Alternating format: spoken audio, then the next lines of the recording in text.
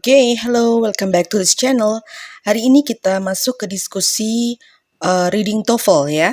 Jadi kalau kemarin kita sudah diskusi mengenai structure and written expression, now we go to reading. As we know, the number of items in reading is 50 and you have to work on reading within 55 minutes ya, less than an hour.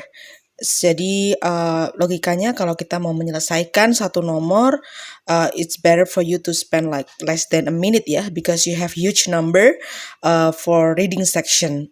Belum nanti ketika Anda harus membaca passage-nya ya, jadi lumayan time consuming untuk reading ini.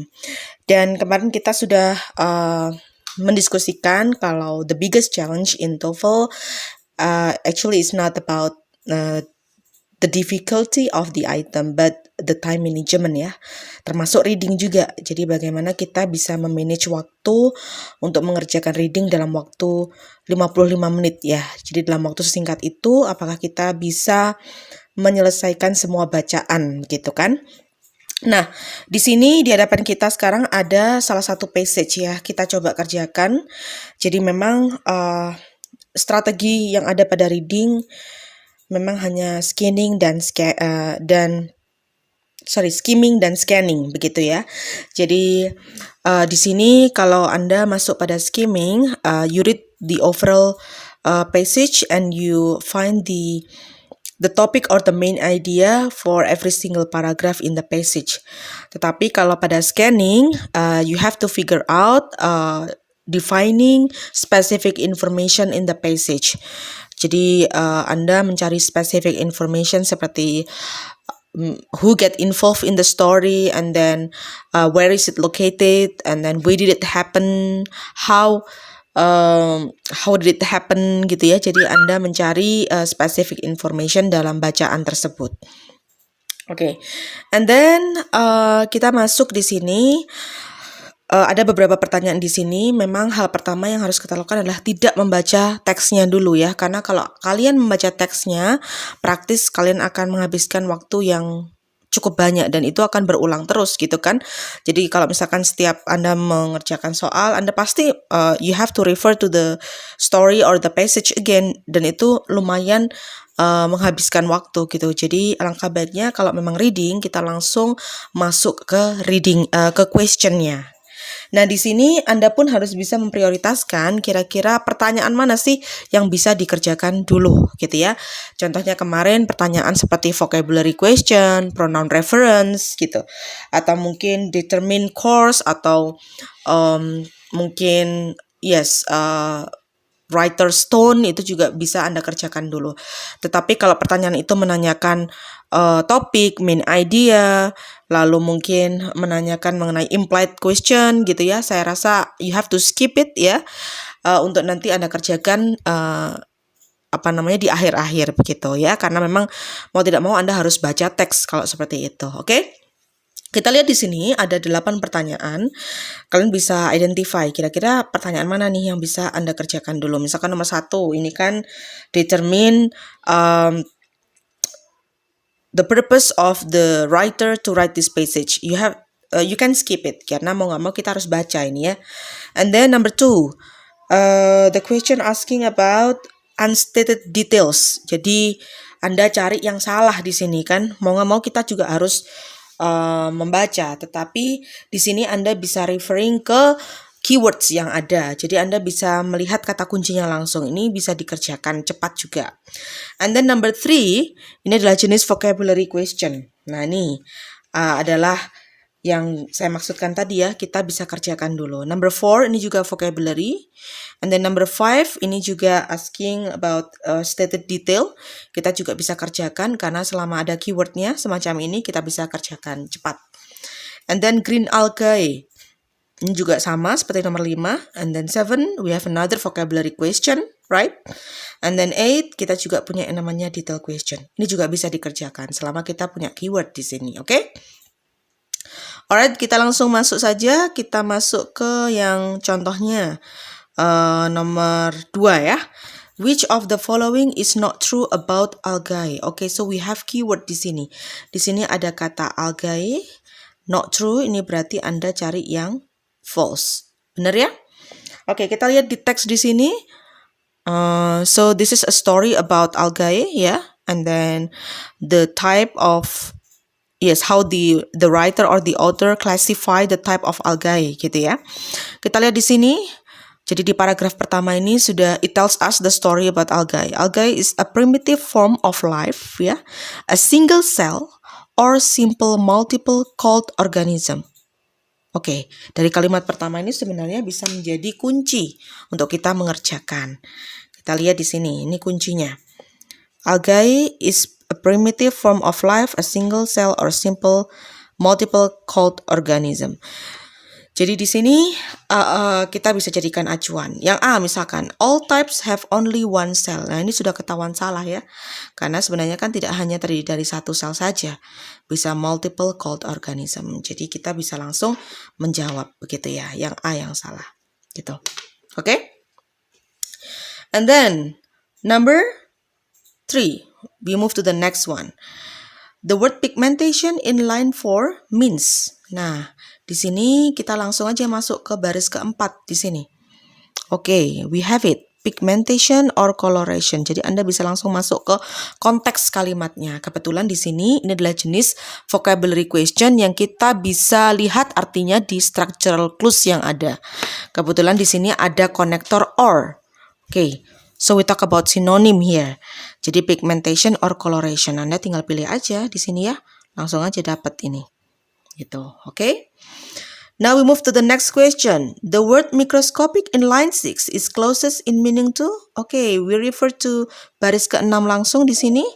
This is a microscopic type of algae. Anda bisa highlight di sini. Okay. Microscopic type of algae. Microscopic ini kan cukup familiar ya, kita dengar kata mikroskopik ya.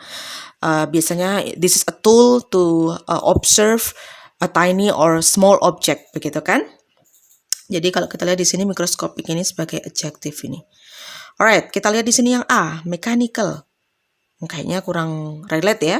Jadi we are not talking about something related to mechanical stuffs like that. Jadi nggak mungkin ini ya. Kita eliminasi aja. Tiny. Nah, ini Anda kalau nggak tahu ya, apa sih arti kata tiny? Anda clueless, Anda bisa skip aja dulu kalau Anda nggak yakin ya. Visual. Nih, kira-kira cocok nggak ya?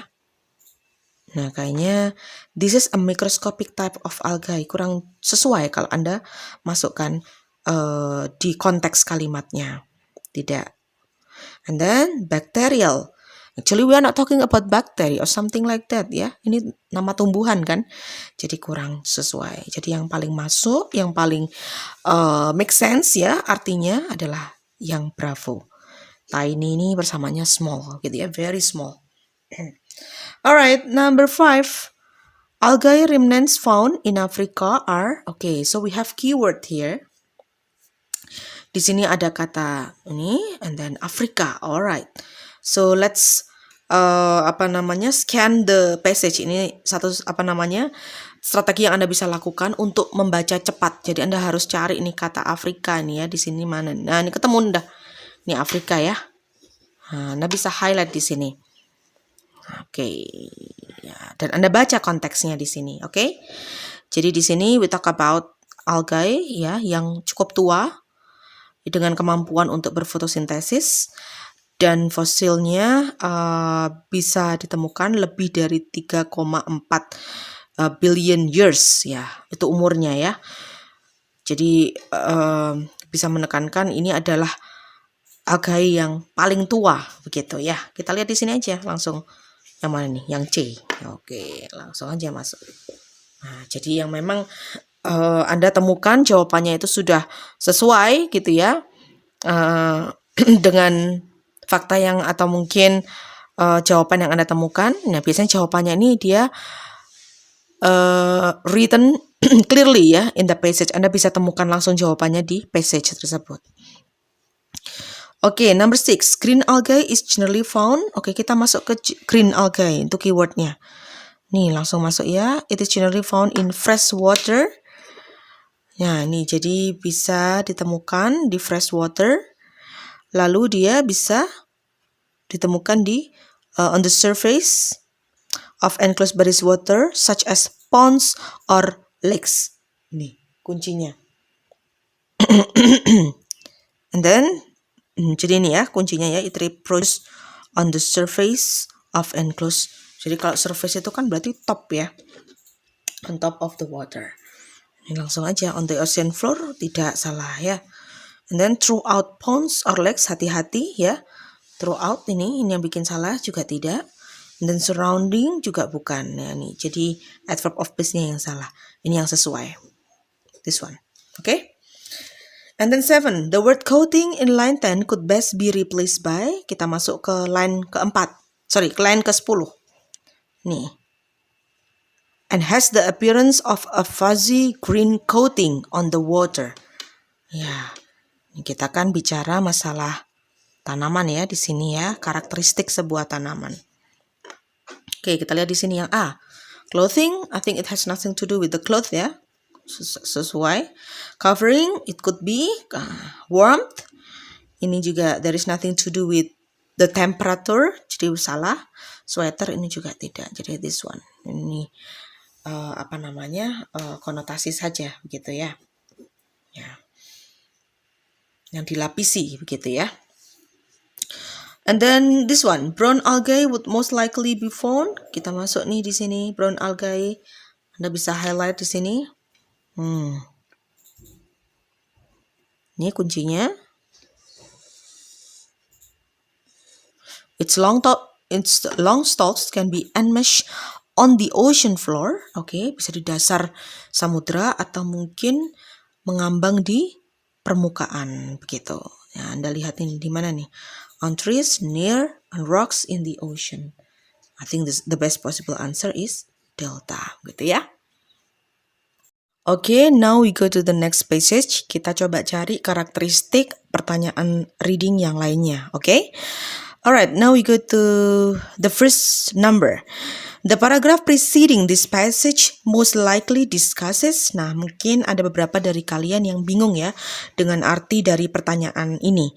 Apa sih arti kata preceding di sini? Jadi mungkin ada yang kurang paham gitu ya terkait dengan pertanyaan ini. Nah, kalau dalam reading, when we have a question like this ya, maksudnya adalah kita harus melihat kira-kira this passage could be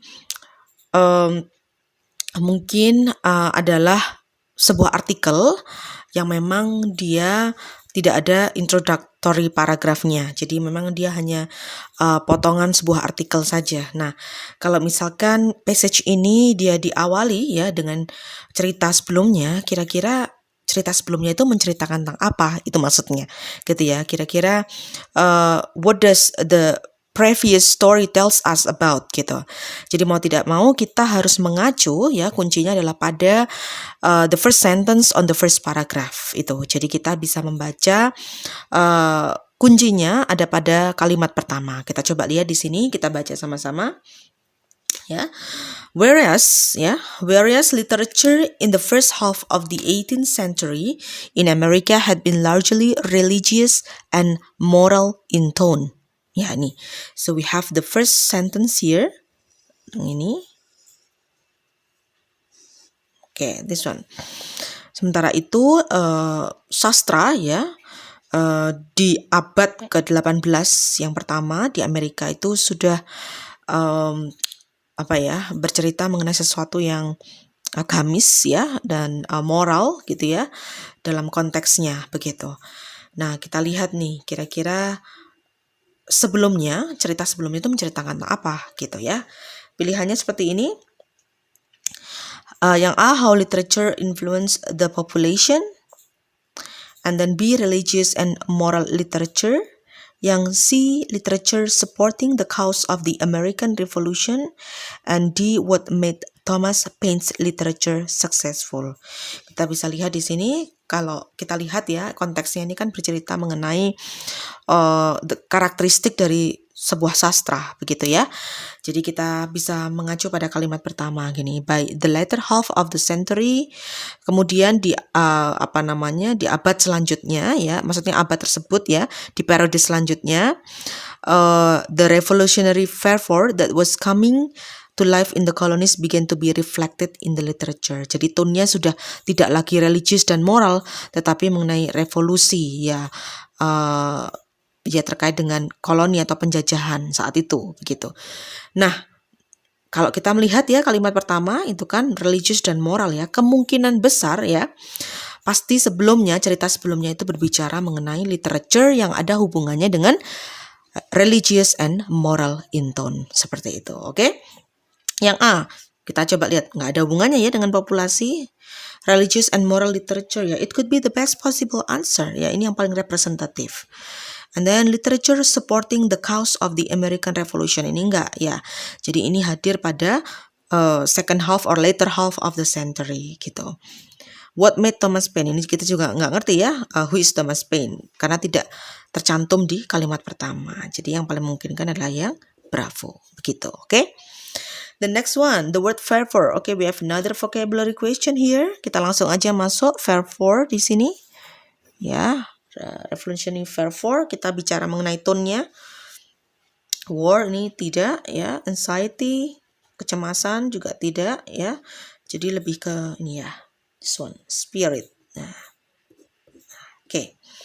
And then line 3. Kita masuk ke line 3 di sini. To be reflected in the literature of the time. Ya, jadi kan kita bicara sebuah waktu ya, periode pada masa pada abad tersebut gitu kan. Tadi kan di split ya, masa pertama dan masa kedua. Masa pertama di mana sastra itu dipengaruhi oleh something which is religious and moral gitu ya. Sementara di masa yang selanjutnya tone-nya lebih ke revolusi gitu ya. Kita lihat yang lebih sesuai mana? Kalau hour tidak, period would be, appointment juga tidak, duration juga tidak. This one yang paling sesuai, oke? 25, it is implied in the passage. Nah, hati-hati.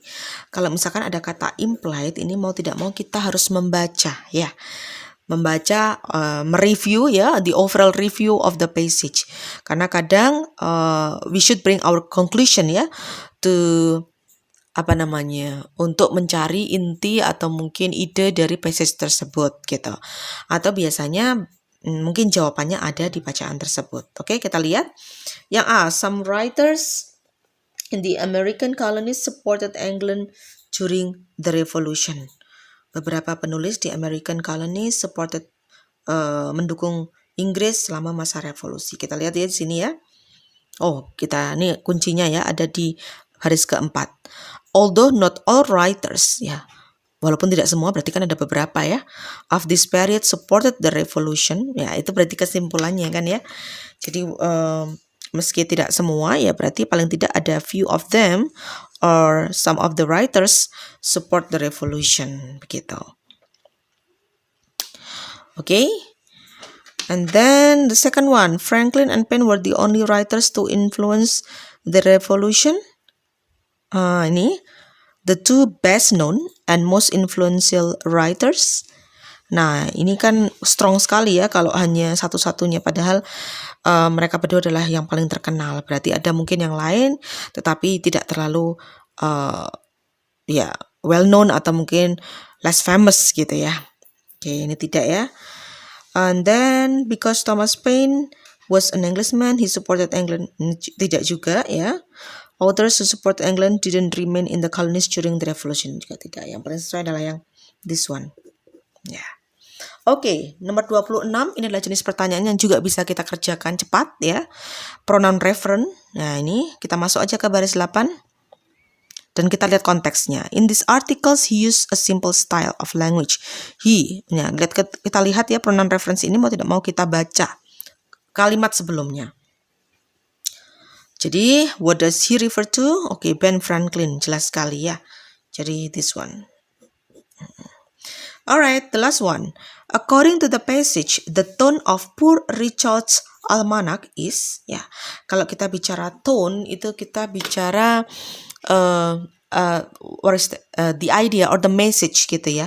Kira-kira apa nih tone-nya? Apakah mengandung humor atau showing anger? Atau theoretical atau practical gitu ya, tone-nya seperti itu, sifatnya itu ya. Poor Richard's Almanac, kita lihat di sini, kita scanning. Mana nih? Nah, ini kita ada nih ya, Poor Richard's Almanac di sini. Oke. Jadi kita baca konteksnya. He continued with the same common sense practicality and appeal to the common man with his work on Poor Richard's Almanac. Jadi Richard Almanac ini adalah sebuah project ya yang dikerjakan yang merepresentasikan mengenai sebuah kejadian yang praktikal sebetulnya. Kita lihat ini kuncinya. Kita lihat di sini pragmatic. Ya, kalau kita bicara pragmatic adalah sebuah sifat yang it is likely to be practical ya, rather than something theoretical. Oke. Erudite ini sebuah pendidikan yang tinggi ya, tidak juga. Theoretical bukan. Scholarly, nah this one yang paling sesuai. Gitu. Oke.